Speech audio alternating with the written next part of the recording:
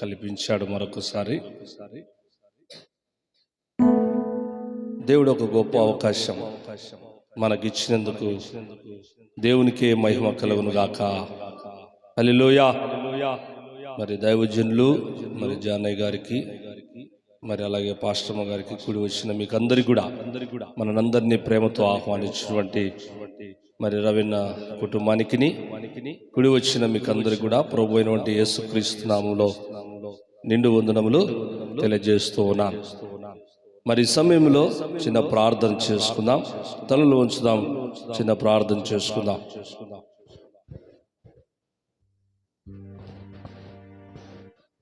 మా పరిశుద్ధుడా, జీవము కలిగిన తండ్రి, దయగల ప్రభువా, నిఘనమైన పాదములకు వందనములు, స్తోత్రములు, స్తోత్రములు, స్తోత్రములు నాయన. నీ అనాది సంకల్పమును బట్టి ప్రభువా, ఈ యొక్క గృహమును ప్రేమించి మమ్మల్ని అందరినీ ఈ క్రిస్మస్ వేడుకలలో ఆయా పాలు పంపులు పొందుకొని నిన్ను స్తుతించే భాగ్యాన్ని మాకందరికి ఇచ్చినందుకు స్తోత్రములు ప్రభా. ముఖ్యంగా నాయనా, ఈ గృహంలో మీరు జన్మించబోతున్నందుకు స్తోత్రాలు, వీరితో మీరు మాట్లాడబోతున్నందుకు నీకు స్తోత్రాలు ప్రభా. మరి నాయనా, మాట్లాడు నేను కాదు, నువ్వు నాయన. ఒట్టివాడను, మట్టివాడను, ఏమిటికి పనికిరాని వాణ్ణి నువ్వు పాత్రగా ఎంచుకున్నందుకు స్తోత్రాలు ప్రభా. నీ దైవ వాక్యమును ప్రకటిస్తూ ఉండగా నన్ను నీ చిలువచాట మరుగుపరుచుకొని ఏడంతల పరిశుద్ధాత్మ చేత అభిషేకించి అనేకమంటి మాటలు ఈ ప్రాంత ప్రజలతోనూ మా అందరితోనూ మీరు మాట్లాడి మీరు మహిమ పొందమని యేసయ్య నామములో ప్రార్థించి వేడుకొనుచున్నాం తండ్రి, ఆమేన్. మంచిది ప్రియులారా. మరి సమయంలో దేవుడు ఒక అద్భుతమైనటువంటి వర్తమానం మనతో మాట్లాడుతూ ఉన్నాడు. మరి క్రిస్మస్ గురించి దైవజనులు చాలా సందేశాలు మనకు వినిపించారు. మరి పరిశుద్ధాత్మ దేవుడు ఈ రాత్రి మనతో మాట్లాడుతూ ఉన్నాడు. పరిశుద్ధుడైనటువంటి మత్తయి రాసిన సువార్త 1వ అధ్యాయము 19వ వచనం. ఆమె భర్త అయిన యోసేపు నీతిమంతుడై ఉండి ఆమెను అవమానపరచనొల్లక రహస్యముగా ఆమెను విడనాడ ఉద్దేశించెను. ఇక్కడ యోసేపుకు మరియమ్మకు దేవదూత ప్రత్యక్షమైనప్పుడు యోసేపులో ఒక కలవరము వచ్చింది. ఏమిటి అబ్బా, నేను నీతిమంతుడనై ఉన్నాననే విశ్వాసం యోసేపుకు కలిగింది. హల్లెలూయా. మరి ఈరోజు చాలా మంది అనీతిమంతులుగా, అనుమానితులుగా ఈ ప్రపంచంలో ఎంతో మంది ఉన్నారు. అయితే నజరేయుడైనటువంటి యేసుక్రీస్తు ప్రభు ఆ తల్లి అయినటువంటి మరియా గర్భంలో ఉద్భవించే వాగ్దానం నెరవేర్చబడింది. అయితే యోసేపుకు కలవరం వచ్చింది. అయ్యో, నేను స్త్రీని ఎరగనటువంటి నీతిమంతుడైనటువంటి నేను ఎందుకు ఇలా జరుగుతూ ఉంది అని ఒక కలవరం వచ్చేసింది. అందుకే ఆమె భర్త అయిన యోసేపు నీతిమంతుడై ఉండి ఆమెను అవమానపరచునొల్లక రహస్యముగా ఏం చేసినాడంట, ఆమెను విడనాడ ఉద్దేశించెను. ఇది దేవునికి ఇష్టమా? ఏమా, ఇది దేవునికి ఇష్టమా? దేవునికి ఇష్టము కాదు. ఇది దేవుని పరిశుద్ధాత్మ యొక్క ప్రవచనం. ఇది ఖచ్చితంగా నెరవేర్చబడాలి. లేఖనముల ప్రకారముగా ఆమె గర్భములో ఉద్భవించాలి యేసయ్య. ఆమెలో పరిశుద్ధతను గమనించాడు దేవుడు, ఆమెలో పవిత్రతను కనపరిచాడు. ఆమె ధన్యురాలుగా పిలుచబడింది, ఆమె దయాభక్తురాలుగా పిలుచబడింది. ఎందుకు ప్రభు ఆమెలో జన్మించాల్సి వచ్చింది అంటే ఆమె అనేకులపైన దయ చూపించింది. చప్పట్లు కొడదామా? ఆమె అనేకులపై దయ చూపించింది. అందుకే భక్తుడు పాట పాడతాడు ఏమని, దయ్యగల వారిపై దయ్య చూపించును, కఠినుల ఎడల వికటము జోపొన్ను. దయ్యగల వారిపై దయ్య చూపించును, కఠినుల ఎడల వికటము జోపొన్ను. గార్విష్ఠుల యొక్క గర్వము నన్ను చొన్ను, గార్విష్ఠుల యొక్క గర్వము నన్ను చొన్ను. సర్వము నెరిగిన సర్వాధికారి, సర్వము నెరిగిన సర్వాధికారి యెహోవా నా బలమా, యథార్థమైనది నీ మార్గం. యథార్థమైనటువంటి మార్గంలో జీవించగలిగింది మరియమ్మ. అనేకుల పైన దయ చూపించింది మరియమ్మ. ఎందుకు యేసుప్రభు ఆమెలో ఉద్భవించాడు, ఎందుకు ఆమెలో జన్మించాడంటే ఆమెలో పరిశుద్ధత కనబడింది. హల్లెలూయా. ఆమెలో ఉన్న పరిశుద్ధత మనలోనికి రావాలనే ఈరోజు అనేకులకు, అందుకే క్రిస్మస్ అనగా క్రీస్తును ఆరాధించడం. ఈ ఆరాధనలో ఆత్మతోనూ ఆరాధించాలని ప్రభు నిన్ను ఇక్కడికి పిలిచాడు.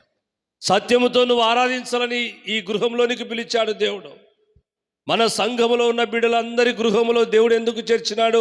ఆత్మ నడిపింపు కలిగి ఉండాలి, సత్యము కలిగి ఉండాలి, యథార్థత కలిగి ఉండాలి, భక్తి కలిగి ఉండాలి, క్రీస్తును ఆరాధిస్తూనే ఉండాలనేది ఆ దేవుని యొక్క చిత్తమైనది. దేవునికి మహిమ కలుగును గాక.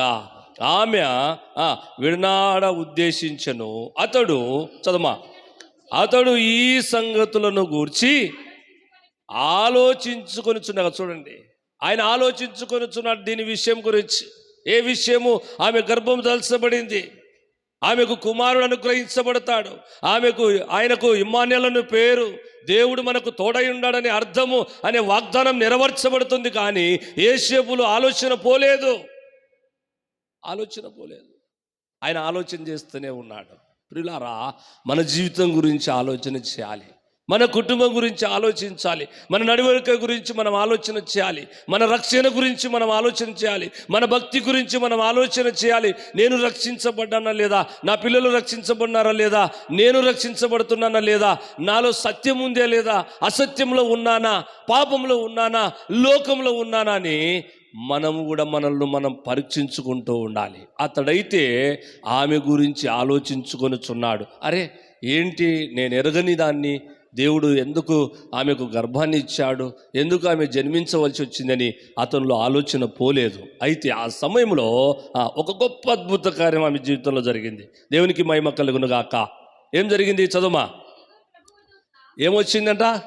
ఆయన ఆలోచన చేస్తూ ఉన్నప్పుడు మనకు కూడా ఆలోచనలు అనేకమైన ఆలోచనలు వస్తాయి. ఆలోచనలు మంచివైతే ప్రభు యొక్క దూతలు ఎవరంటే దైవజనులు, దైవ సేవకురాన్లు, వారు వచ్చి ప్రత్యక్షమై నీ కొరకు ప్రార్థన చేస్తారు. ప్రభువా, శాపంలో ఉన్న వారిని విడుదల చేయి, అనారోగ్యంతో ఉన్న వారిని స్వస్థపరుచునైనా, ఇబ్బందుల్లో ఉన్న వారిని అయా అనేకమైన వంటి వారిని మీరు ముట్టి దీవించి ఆశీర్వదించు ప్రభు అని అనేక మంది దైవజనులు మనల్ని దర్శించి మన కుటుంబాలు దర్శించి ప్రార్థన చేస్తారు. చూడు, వారే దేవుని ప్రతినిధులు. చప్పట్లు కొట్టేసి మహిమపడదాం.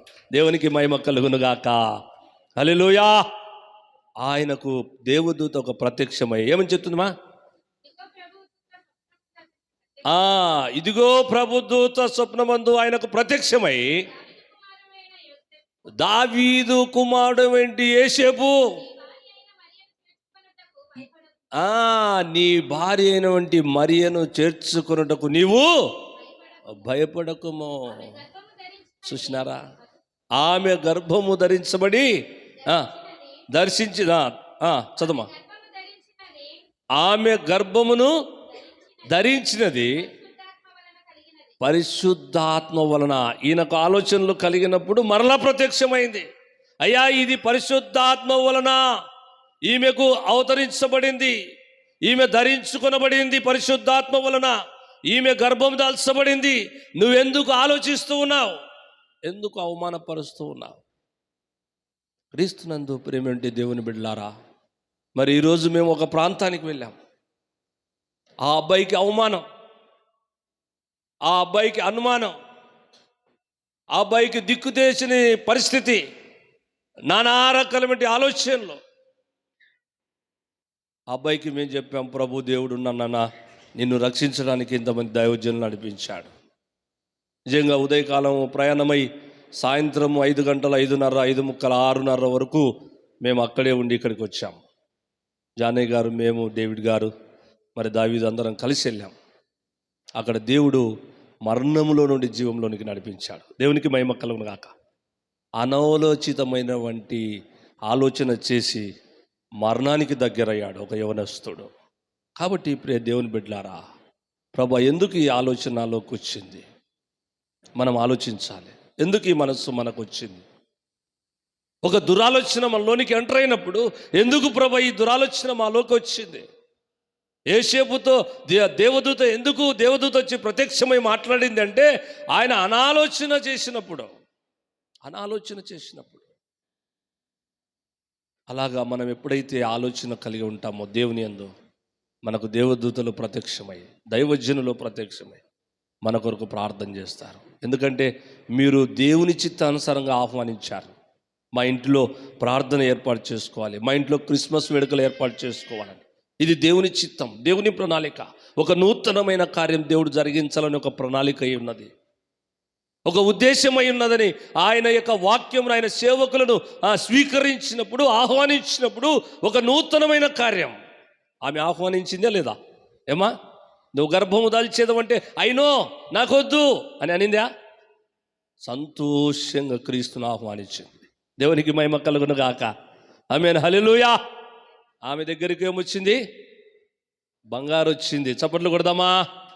దేవుణ్ణి చేర్చుకున్నప్పుడు ఆమె ఇంటిలోనికి బంగారు వచ్చింది. దైవజనులను ప్రేమించినప్పుడు నా కుటుంబంలో దరిద్రత పోయింది.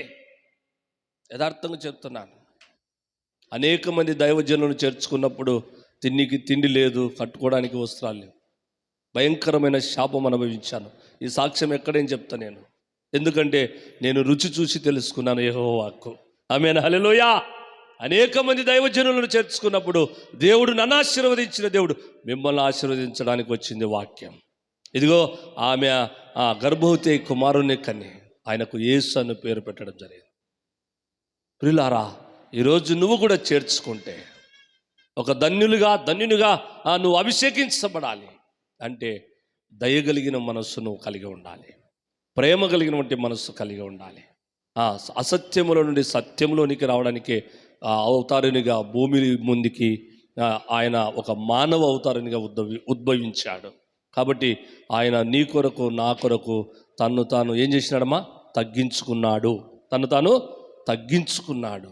ఆయన జన్మించాల్సినటువంటి అవసరం లేదు. ఆ పశువుల పాకలో జన్మించాల్సిన అవసరం లేదు.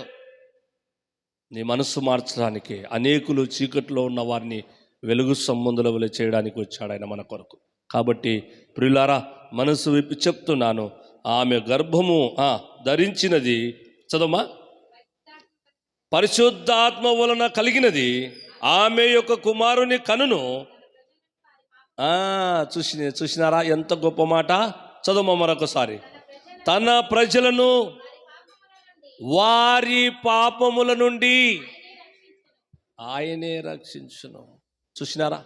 తన ప్రజలను రక్షించడానికి వచ్చాడు, పాపముల నుండి విడిపించడానికి వచ్చాడు యేసయ్య. దేవునికి మహిమ కలుగును గాక. విశ్వసించిన నీవు, నమ్మిన నీవు, ఇదిగో నీ ప్రజలు రక్షించబడలేదేమో, నువ్వు రక్షించబడలేదేమో, నీ పిల్లలు రక్షించడలేదు. ఈరోజు ప్రపంచంలో లైవ్ ద్వారా చూస్తున్న ప్రియ సహోదరి, సహోదరుల, తమ్ముడు, చెల్లి, ఎవరు నన్ను రక్షించలేరు, ఎవరు నన్ను బ్రతికించలేరు, ఎవరు నన్ను కాపాడలేరు అనే తీర్మానం చేసుకొని, చనిపోవాలని తీర్మానం చేసుకున్న బిడ్డలు ప్రపంచంలో కొన్ని కోట్ల మంది ఉన్నారు. ఒక యవనస్తుడు అంటున్నాడు ఈరోజు మాతో, అయ్యా నేను చనిపోవాలనుకుంటున్నాను. ఒరే, నువ్వు నశించి నరకానికి వెళ్ళుట దేవునికి ఇష్టం లేదు, నీ కొరకు వచ్చాడని చెప్పేసి ఈ వాక్యాన్ని చదివి వినిపించాం. చదవ మరొకసారి ఆ మాట. తన ప్రజలను వారి పాపముల నుండి ఆయనే రక్షించును. గనుక ఆయనకు ఏం పేరు పెట్టబడినారట? యేసు అను పేరు పెట్టబడిన. కాబట్టి ప్రియ తమ్ముడు చెల్లి యవనుడా, తన ప్రజలమైనటువంటి మమ్మలను మనందరినీ, వింటున్న వారందరినీ, లైవ్ ద్వారా చూస్తున్న వారందరినీ, ప్రపంచాన్ని రక్షించడానికి ప్రభు అయినటువంటి యేసుక్రీస్తు ప్రభు ఈ భూమి మీదికి అవతరించాడు. అందుకే మనం ఆయనను స్వీకరించి, ఆయనను ఆహ్వానించి, ఆయన ప్రేమను తెలుసుకోవడానికి, ఆయన వాక్యం ఎరిగి మన పాపములను ఒప్పుకోవడానికి, ఎందుకంటే తన ప్రజలను తన పాపములను విడిపించడానికి లోకరక్షకుడు ఈ భూమి మీదకి వచ్చాడు. మనం స్వీకరించి ఆయన కొరకు, మన కొరకు ఆయన ఎలాగైతే తగ్గించుకున్నాడో మనం కూడా తను తగ్గించుకొని రిక్తునిగా మన కొరకు ఎలాగొచ్చాడో అటువంటి మనస్సు మనం కలిగి దేవుని ఆరాధించుదాం. అట్టి కృప దేవుడు మనకును మన కుటుంబాలకును అనుగ్రహించునుగాక.